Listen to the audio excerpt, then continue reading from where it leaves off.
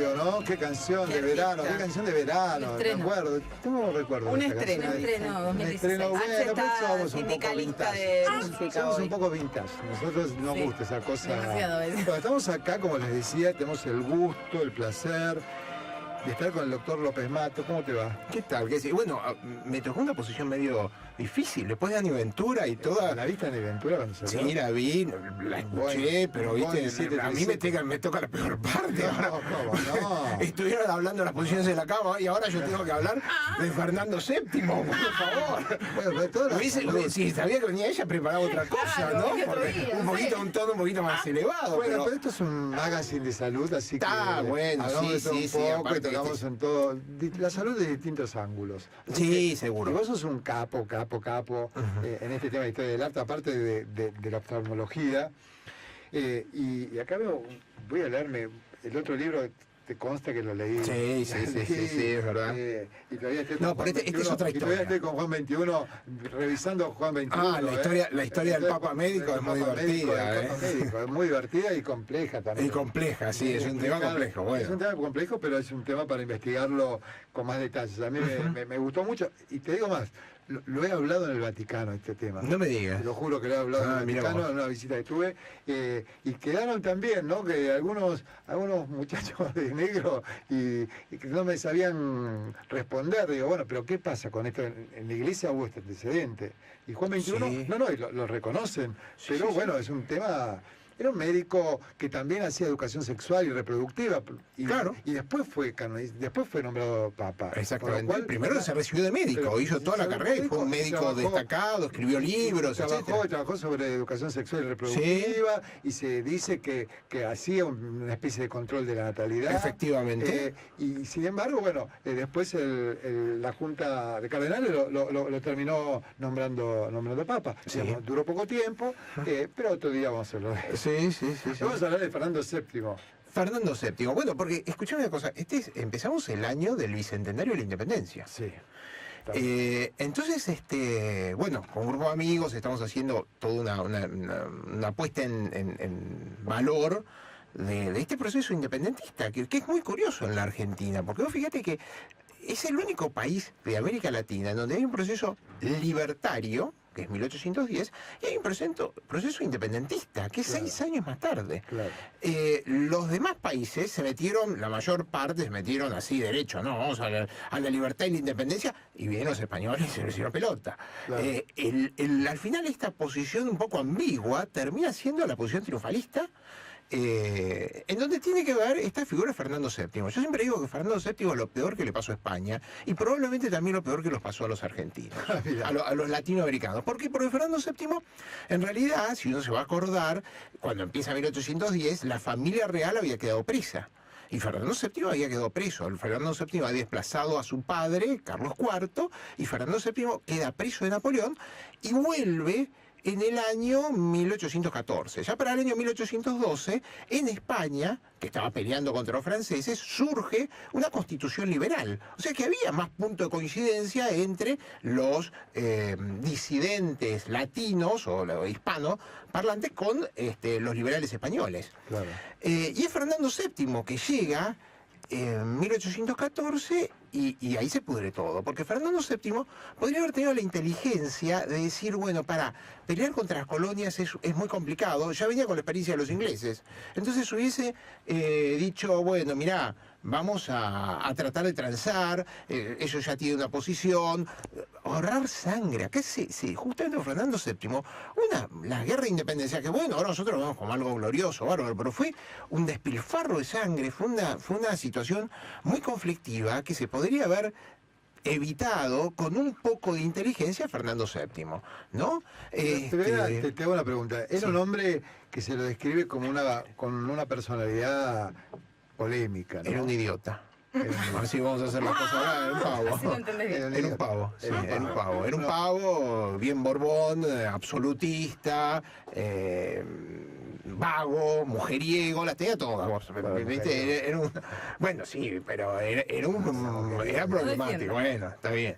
Pero dentro del contexto, Claro. Se iba de joda todas las noches, era complicado, ¿no? Sí, Era un y en tipo esa complicado. época. Y en esa época, Bueno, en ¿viste? esa época. Sí, era igual o peor. Sí, peor, Sí, peor. La incidencia de sífilis entonces era más o menos 1 de cada 3 hombres. Ajá. 1 de cada 3 hombres tenía sífilis. Hasta el principio del siglo XX fue más o menos esa la estadística. ¿Y las mujeres? También por ahí andaban. 3. Por ahí andaban, Nada más, claro.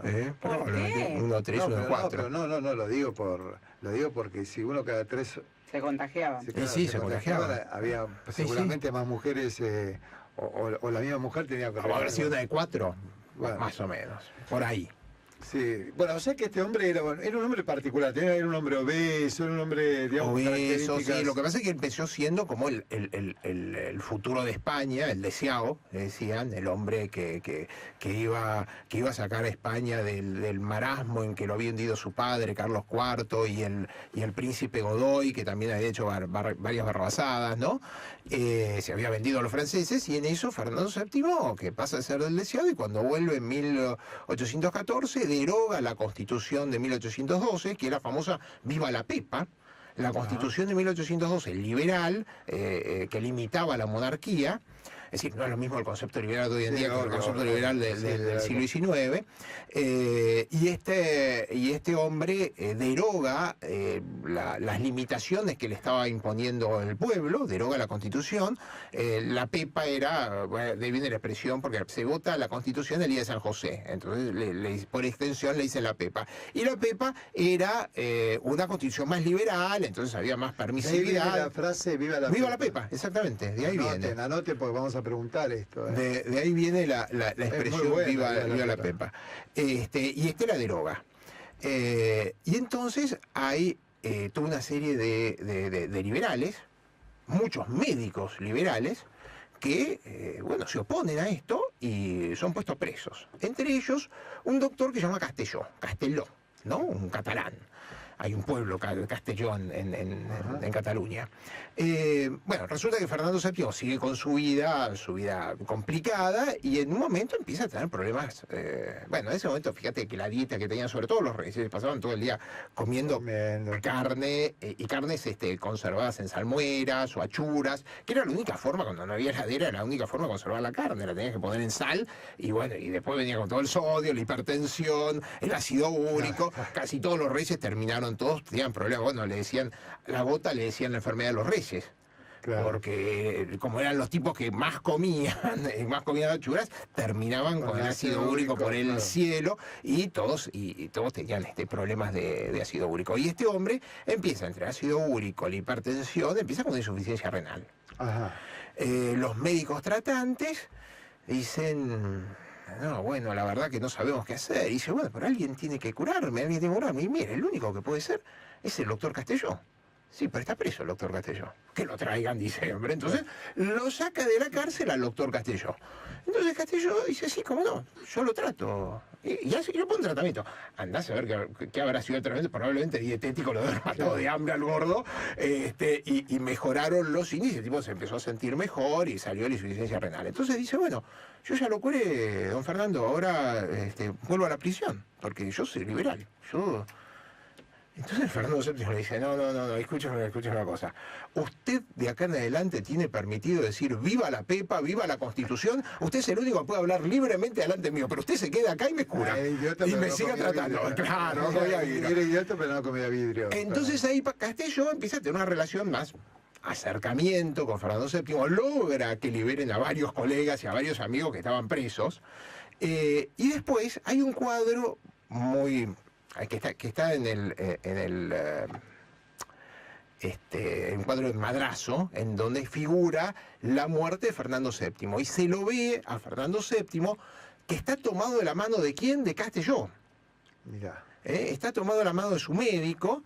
¿Y cambió algo la política, la Sí. relación con Castelló, digamos? Bueno, en realidad cambió un poco la política, porque ya estaba más tranquilo, bueno, ya un poco el gobierno lo había cedido por problemas de salud. Lo que pasa es que la última gran macana que hace Fernando VII es que la nombra a sus hijas,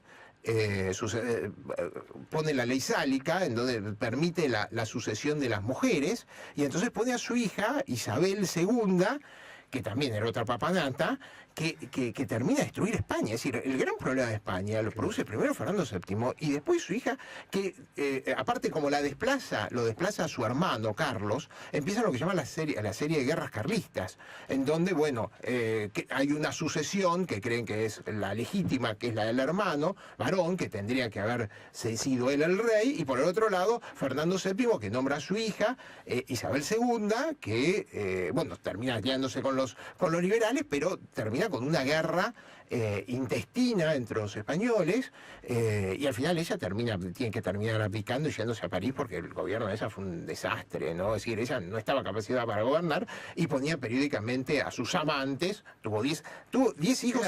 Era gente, porque Fernando VII también se casó con su sobrina. Se casó con su sobrina. Y bueno, en ese momento, varios años. Por eso, bueno, justamente, Isabel es hija de Cristina, que era su sobrina. Ahora, en realidad, vamos a ver un detalle técnico. Sí. Probablemente no haya sido su sobrina.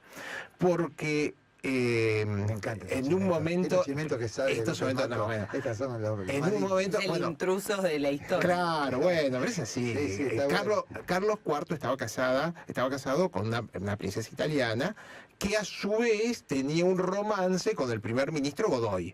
Y aparentemente los dos últimos hijos no son hijos de Carlos IV, sino son hijos de Godoy, que era el primer ministro. Entonces esta Cristina muy probablemente no haya sido hermana de Fernando, sino, o sea, media hermana de Fernando, porque era hija del príncipe de la Paz, o Godoy, que como se conocía en ese momento. Pero bueno, eso no se sabía. Y bueno, nadie se tomó las molestias de hacer el examen de ADN, pero eso podría saber perfectamente. Pero en ese momento vos decís, no, ya no es, y otra cosa.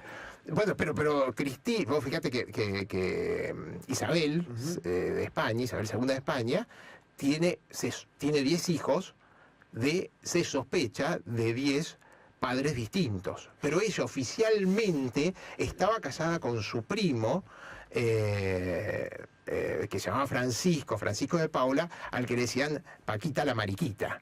Entonces él prestaba el nombre. Cada vez que aparecía un hijo nuevo, él firmaba, decía, este es hijo mío, pero aparentemente de los 10 hijos que tuvo, los 10 hijos han sido de distintos amantes que tuvo, porque Paquita no andaba colaboraba mucho a la señora.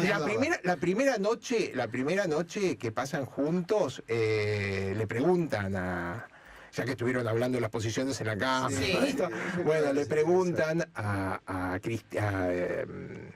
Isabel que cómo había sido su noche de bodas, y dice, ¿qué puedo decir de un hombre que usa más encajes que los que tengo yo? Pobre mujer. Entonces, bueno, se sacrificó por la patria. ¿Y usted qué haría? Yo no me sacrifico más que por mí misma, perdón que lo diga, no me voy a casar con un hombre que no me toque. Bueno, estaban educadas para eso, ese es un poco el tema. Después alguna se revelaba, pero era un poco decir... Pensar hoy en una mujer que prioriza su vida profesional, su vida familiar, pero deseando y buscando su felicidad, digo, no existe. En ese entonces estaba, sobre todo las princesas y todo lo que era familia real, la historia era reproducirse, y entonces ese era su deber. Entonces, yo que sé, por ejemplo, extender el apellido. Una posición más terrible es cuando Luis XIV de Francia hace que su nieta, se case con Carlos II de España, al que le decían el hechizado, que era un infradotado. Ese sí era infradotado completamente, una persona con déficit mentales, déficits intelectuales, se babiaba, era todo un problema, y sin embargo Luis XIV lo obliga a su nieta que se case, y la nieta de rodillas pidiéndole que no lo mande a España, y Luis XIV le dice, esa es tu misión en la vida. Bueno, Mar, o sea que la verdad que impecable, impresionante, siempre muy rico, libro abierto, muy rico. Aparte del libro abierto, acá me trajo un libro que me lo voy a morfar hoy, que se llama Ringo y yo, debe ser que está con la foto de Ringo Bonavena, fumando su habana, tomando champán, debe ser en la pileta de Huracán, porque era un hombre de Huracán. Sí, no, yo creo que está en un hotel internacional de Paraguay. Sí, me parece que sí, por las banderas. Sí. Pero este es un libro que escribí en un momento... ¿Qué habla de la salud de Ringo? No, hablo de la vida de Ringo Bonavena y de Joe Conforte, del tipo que lo hace matar, que cuando se cumplen 40 años, sí, con Sally Conforte. Y claro, todos sabemos la historia de Bonavena hasta que lo mata en el Mustang Ranch. Yo cuento la historia de ahí, hago un paralelo con la vida de Joe Conforte, que era un personaje, empieza con el primer prostíbulo legal en los Estados Unidos, era un personaje de Joe Conforte, y lo que pasa después, que nadie lo sabe, pero Joe Conforte vive en Río de Janeiro, en San Corrado, ¿viste? La playa, sí. ahí están los departamentos de impresión. Bueno, ahí vive Joe Conforte, tiene 85, 86 años, va por la quinta esposa, no sé cuántas lleva, pero él vive todavía. Y entonces estos cuentos lo que hizo estos 40 años después de la muerte de Bonavena. Impresionante. Bueno, Omar, muchísimas gracias. Por favor, como siempre vimos la historia de Fernando VII, su enfermedad, y cómo un médico de alguna forma influyó no solo para sanarlo, para curarlo, para mejorarle la calidad de vida, sino también probablemente en sus ideas políticas. Atenuó una posición extrema que tenía Fernando. Bueno, muy bien. Como decía Ringo, nos sacaron el banquito y quedamos solos. Vamos a la cama.